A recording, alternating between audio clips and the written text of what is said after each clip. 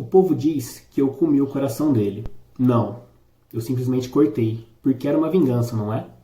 Cortei e joguei fora. Tirei um pedaço, mastiguei e joguei fora. É assim que Pedrinho Matador fala sobre o assassinato do próprio pai. Esse assassinato ocorreu dentro do Sistema Penitenciário Nacional alguns anos atrás, vários anos atrás. Pedrinho é classificado pela mídia, é taxado como o maior serial killer do Brasil, da história do Brasil. Ele inclusive alega ter cometido mais de 100 assassinatos. Entretanto, o número oficial é um pouco menor, em que as estimativas são de 47 na prisão e 24 fora dela, totalizando 71 homicídios.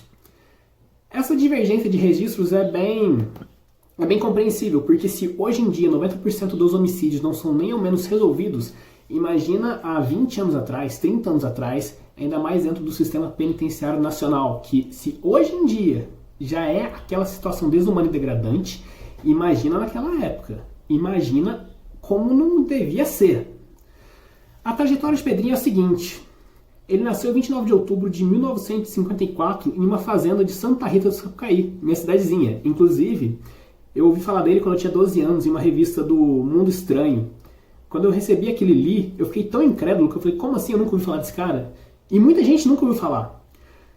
Há algumas divergências das fontes, mas a maioria alega que ele de fato nasceu em Santa Rita do Sapucaí, em uma fazenda, e depois, na sua pré-adolescência, acabou se mudando. As fontes alegam que ele nasceu com uma deformação no crânio, resultante de chutes que a sua mãe sofreu na barriga do próprio pai.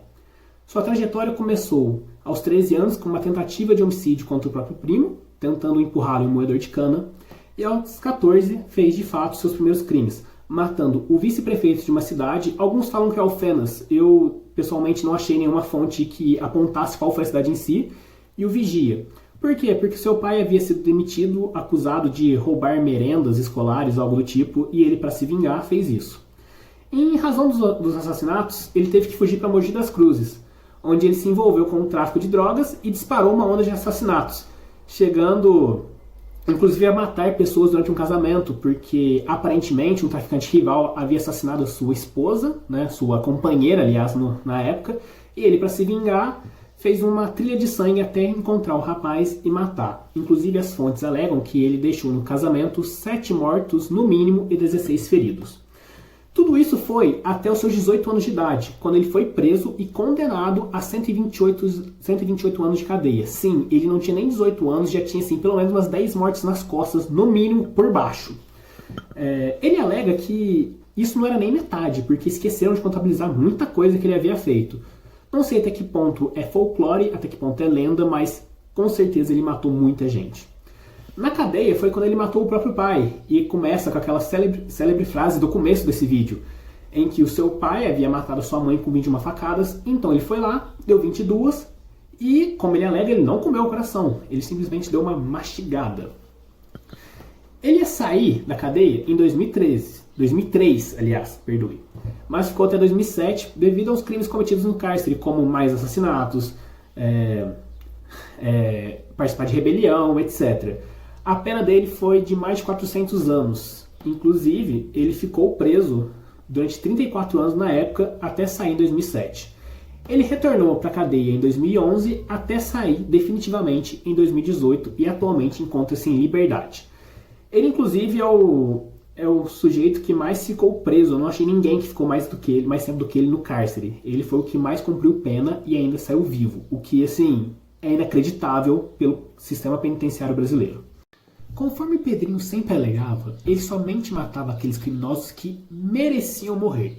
Para isso, ele possuía um código penal moral próprio, em que ele analisava aquela pessoa na sua frente e via se aquela pessoa havia violado esse seu próprio código penal moral. Via de regra, estupradores. Ele tinha uma preferência por esses alvos. Tanto que ele próprio tratava de acusar, julgar, sentenciar, via de regra a morte, e executar a pena ali mesmo em poucos segundos. Não à toa que seu modus operandi era preferencialmente facas e, em segundo plano, ou armas de fogo, e também alega ter matado no mínimo 10 pessoas quebrando o pescoço com as próprias mãos. A sua fama e apelido de matador foram eternizadas no próprio corpo, no antebraço esquerdo, com os dizeres "mato por prazer". Toda essa figura do Pedrinho Matador acabou permeando o imaginário popular, de modo que muitos o enxergavam tal como era visto o Chiquinho Pé de Pato na década de 80, como um justiceiro, um vingador. Inclusive nas palavras da Ilana Casoy, que para mim é a maior especialista nesse assunto de serial killer no Brasil, abre aspas, é o reflexo de uma sociedade que a gente tem, de um país onde só 10% dos homicídios são resolvidos. Traz essa visão distorcida. E é exatamente isso, porque de primeira vista, no primeiro olhar, você pensa, como alguém pode defender isso? Mas quando você observa toda aquela bagagem por trás, torna-se compreensível que muitas pessoas o enxerguem deste modo. Por exemplo, ele é criminoso? É, mas ele mata bandido, ele mata estuprador. Então vamos dar uma colher de chá pra ele, que ele é o bandido que a gente gosta. Bem entre aspas, obviamente. Atualmente, o Pedrinho, ele se arrependeu de seus crimes, né? Ele saiu da cadeia em 2018. Ele se converteu, se eu não me engano, salvo engano, ele se tornou evangélico. E ele tem um canal no YouTube que chama Pedrinho Ex-Matador. Ele trata de temas como a vida, a criminalidade e aconselha os mais jovens para se manter afastado dessa vida, inclusive com toda a sua bagagem de experiência de mais de 40 anos de cárcere.